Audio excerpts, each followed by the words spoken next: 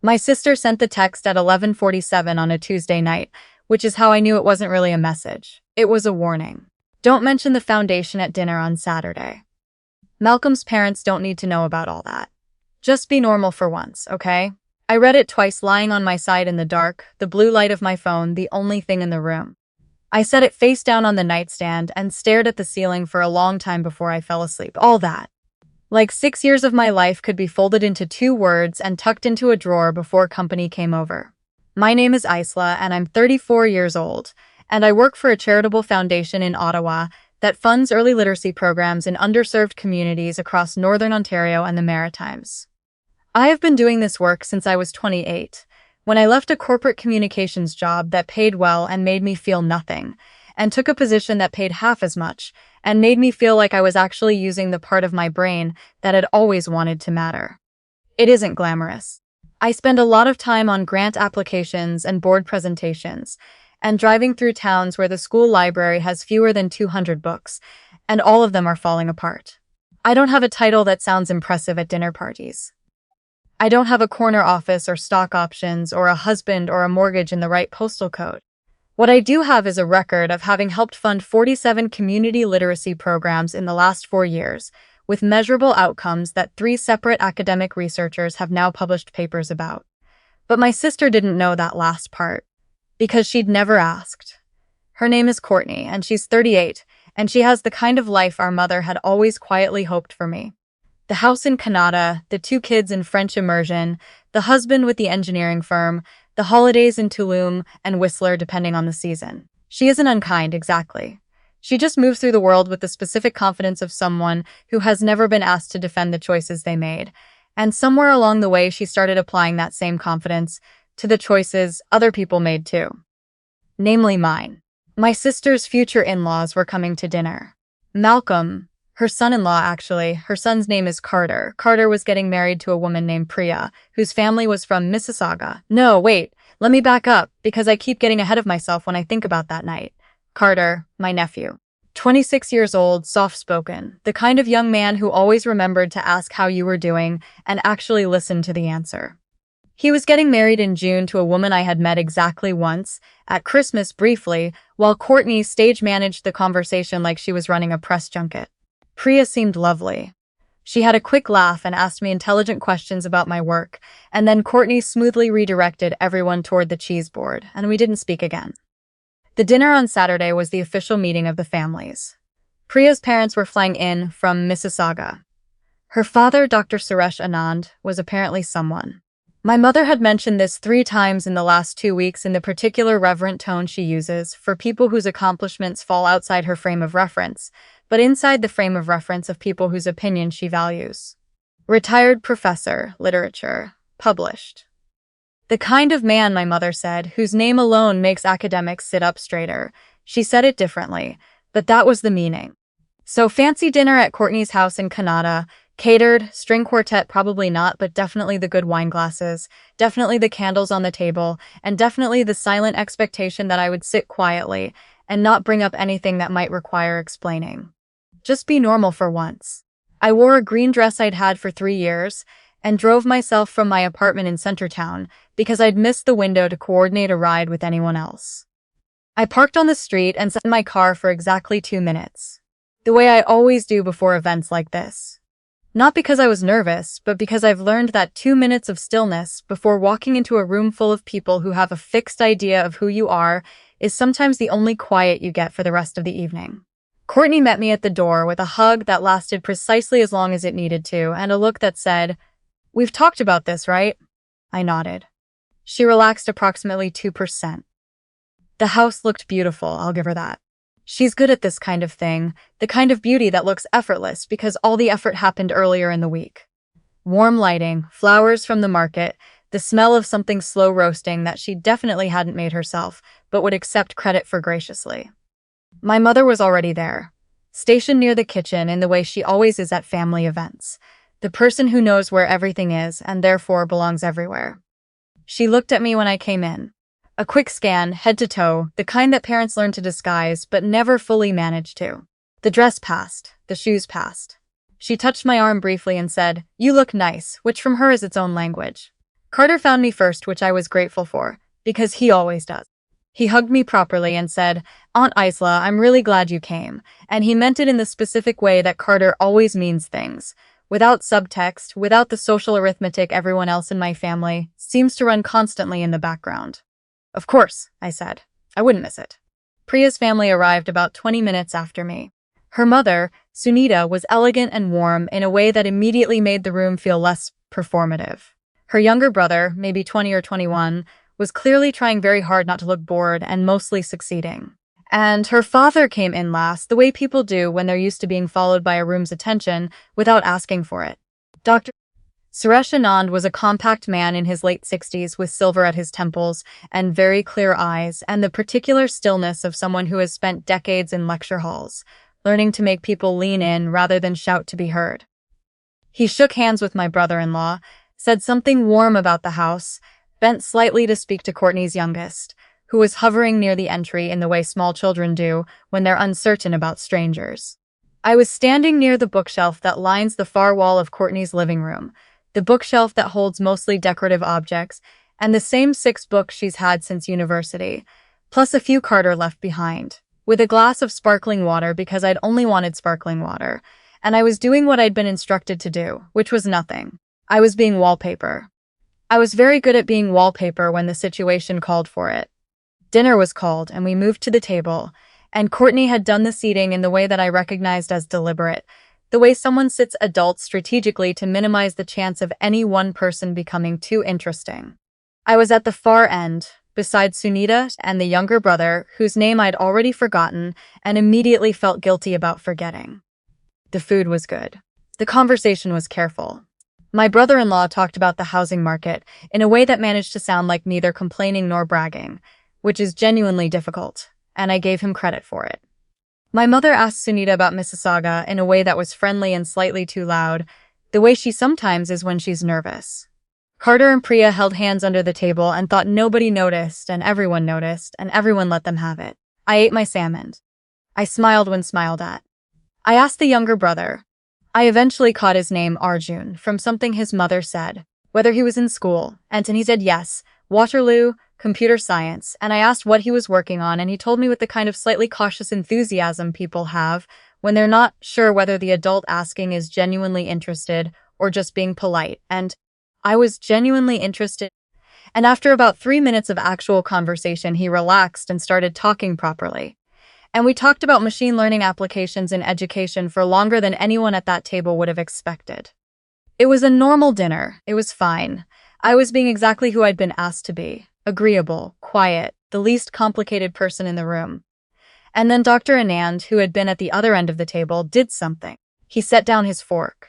Not a dramatic gesture, not for effect. The way someone does when something interrupts their automatic movements, when their brain pulls their hands off autopilot because it's suddenly busy with something else. He looked down the table, past Priya, past Carter, past my mother's rigid posture, and Courtney's carefully maintained smile, and his eyes stopped. On me. I was mid-sentence with Arjun. I finished the sentence, because I was raised not to leave sentences unfinished, and then I looked back at Dr. Anand, because it was impossible not to, because the quality of his attention was the kind that has weight. He studied me for a moment with an expression I couldn't immediately name. Not recognition exactly. More like the mental sensation of a word on the tip of your tongue, the particular frustration of knowing that you know something and not yet being able to locate where you filed it. "Forgive me," he said, and his voice carried down the table without any effort at all. "I'm sorry to interrupt." He tilted his head slightly. "Have we met?" The table shifted. Not visibly, but in the way that tables shift when the social current changes direction without warning. I said, "I don't think so. I'm Isla, Carter's aunt." He nodded slowly, still working at something. "What do you do, Isla?" It's the question I'm always slightly braced for at family functions. Not because I'm ashamed of the answer, but because the answer tends to either land flat or require more explaining than the occasion seems to call for. I glanced at Courtney, who had gone very still in the way she does when she's deciding how to manage something. "I work for a literacy foundation," I said. "We fund community reading programs in Northern Ontario and Atlantic Canada." Dr. Anand put his glass down, not roughly, just deliberately. The way you set something down when you need your hands free to think.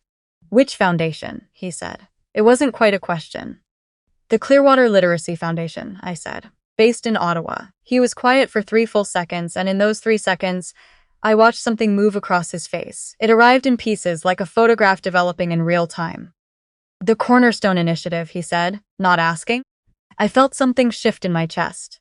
Yes, the community-based early reading model. The one that integrates volunteer coordination with school board partnerships. He was leaning forward now, just slightly, the way people lean when something has their full attention without them meaning to give it. I have been citing that program in lectures for 2 years. I used it last fall in a graduate seminar on educational equity. I assigned the longitudinal study as required reading. The table had gone quiet, not the polite quiet of people waiting for a speaker to finish. The specific quiet of people who are trying to process information that doesn't match what they thought they knew. The author listed on that is Dr. Harmon, Dr. Anand said. But the acknowledgments section. He paused, and something that looked like it might become a smile moved at the corner of his mouth. The acknowledgments credit the Foundation's program director for the framework design and the community partnership model, for the architecture of the whole thing. He looked at me with an expression I wasn't prepared for, which was the expression of someone who has been grateful to a name in a footnote for 2 years, and has just discovered that name has a face. That was you, he said. My mother's wine glass was still raised slightly from the last time she'd brought it to her lips. She hadn't taken the sip. Courtney's hand had gone to the table in front of her, flat, the way hands go flat when someone is trying to stabilize themselves without drawing attention to needing stability. Carter was looking at me. Priya was looking at her father. Arjun was looking at me with the expression of someone recalibrating something. I said, the research belongs to Dr. Harmon. I just built the thing she studied. Dr. Anand shook his head once, in the specific way that means don't minimize this. You built a model that works. That is rarer than the research. I have read studies about beautiful models that do not work. Yours works. I know it works because I have spoken to people in Sudbury and in Moncton who told me their children learned to read because of programming that came from your organization. I went looking for those numbers because I did not believe them the first time I read them. He paused. I believed them the second time. He picked up his glass, and when he looked around the table, he looked at it the way someone does when they're in the middle of a thought and the room happens to be there. Priya tells me Carter's family is kind, he said.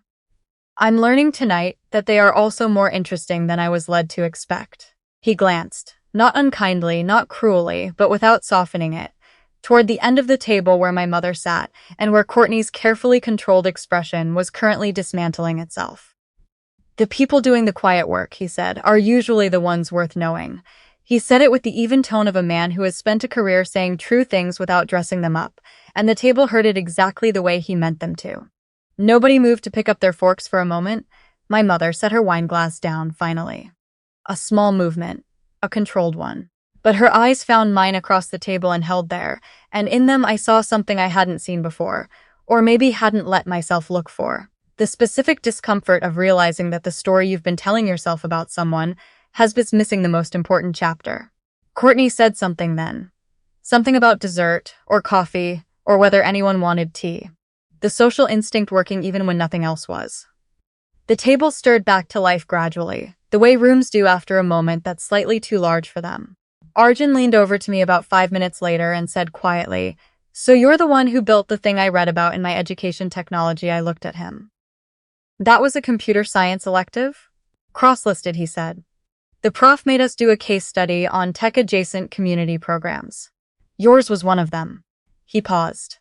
"It was actually one of the more interesting ones." I laughed properly for the first time that evening. He grinned, a little surprised that he'd managed it. The rest of dinner was different.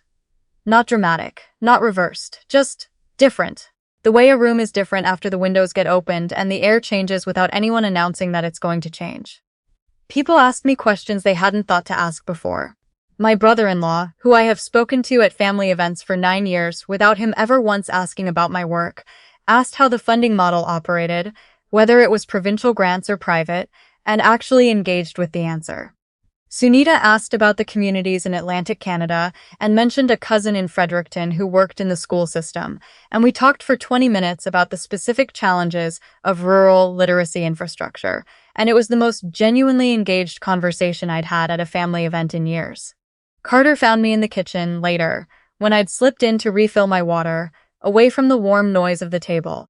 He stood in the doorway for a second. He looked like he was trying to do several things at once, process and apologize, and ask and explain, and he was doing what Carter always does when the task is too big, which is go quiet and wait until the right thing surfaces. I didn't know, he said finally. I know, I said. I wasn't angry. I want to be clear about that. I wasn't performing calm, which I've had to do sometimes. I was actually calm, the way you are when something you've been carrying for a long time has been set down somewhere other people can see it. Why didn't you tell us? He asked. I thought about how to answer that honestly without making it into something larger than the moment could hold. There never seemed to be room for it, I said. The version of me that everyone had agreed on didn't really have space for the rest. Carter was quiet for a moment, then he said, I'm proud of you, Aunt Isla, and it came out slightly rough in the way things come out when someone means them more than they expected to. I said, I know, sweetheart, and I touched his arm. Go back to Priya. Tonight's supposed to be yours. He went. I stayed in the kitchen for another minute, leaning against the counter, listening to the sound of the dinner continuing without me, and feeling something I recognized as relief, which is strange because I hadn't consciously been holding anything back. But apparently I had been. Apparently the body keeps that accounting, even when the mind decides not to. My mother found me near the front door at the end of the evening when I was collecting my coat. She had rebuilt herself somewhat, the way she always does, the composure coming back in pieces like a wall reassembled after someone's moved through it. She started with the practical. She said the traffic on the 417 was bad this time of night, and I should take the 174 home. Then she said the salmon was overdone, which it had been slightly, and she wasn't sure who Courtney had used for the catering. Then she went quiet, and I waited, because I've learned that the real thing comes after the filler. You should have told me, she said, not accusatory. Something more complicated than accusatory. I buttoned my coat. I didn't rush it. I've been working at the foundation for 6 years, I said. You've asked me about my job maybe 4 times, I answered every time. She opened her mouth, closed it. The particular silence of someone who knows they're holding an argument they haven't entirely built yet. I don't need you to be impressed by me, I said, and I meant it, and I said it as gently as I knew how. I just needed you to be curious. There's a difference. I kissed her on the cheek, which surprised her, I think. I meant it. Good night, I said, and I walked out into the late October air, which in Ottawa at that time of year hits you like a wall of cold that has been waiting outside the door the whole time you were warm. I stood on the sidewalk for a moment and breathed it in. I drove home through the city, along streets I've known for 10 years, past the lights of the Rideau Center and the dark stretch of the canal, and the quiet residential blocks of Centertown, where people were walking dogs and coming home late from wherever they'd been. I parked in my spot under the building and sat for a moment in the dark of the parkade. I thought about what it feels like to be seen without having asked for it.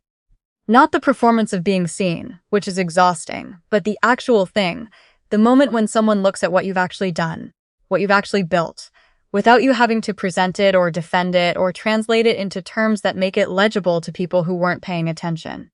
It doesn't happen often. When it does, it lands differently than you expect. Quieter, less triumphant than the feeling you'd imagined when you imagined someone finally knowing. Just real. And lighter than before. I went upstairs, made tea, sat at my kitchen table with my laptop open. There were 3 emails from colleagues in Sudbury about a new school partnership. I read them carefully and started drafting a response, because the work doesn't pause because your evening was unexpectedly large, and honestly, I preferred it that way. I preferred having something concrete to turn to. At midnight, Carter texted me a photo from the dinner. Someone had taken it during dessert, one of those candid ones where nobody is looking at the camera. In it, Dr. Anand and I were leaning toward each other across the corner of the table, both talking, the kind of body language that happens when 2 people have discovered a shared vocabulary. I looked, in the photo, like someone who was exactly where she was supposed to be. He sent it with no caption. He didn't need one. I set my phone face up on the table this time and went back to my draft and finished it. Outside, the city kept doing what cities do at midnight. Always a little more alive than you expect, always a little quieter than you remember, the lights on in buildings where someone is still working or can't sleep or just isn't ready for the day to end. I knew exactly which one I was.